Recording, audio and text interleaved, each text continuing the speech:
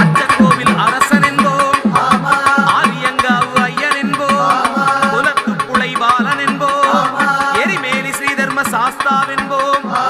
சொரிமுத்து ஐயனார் அப்பன் என்போம், ஜோதிச ரூபன் என்போம்,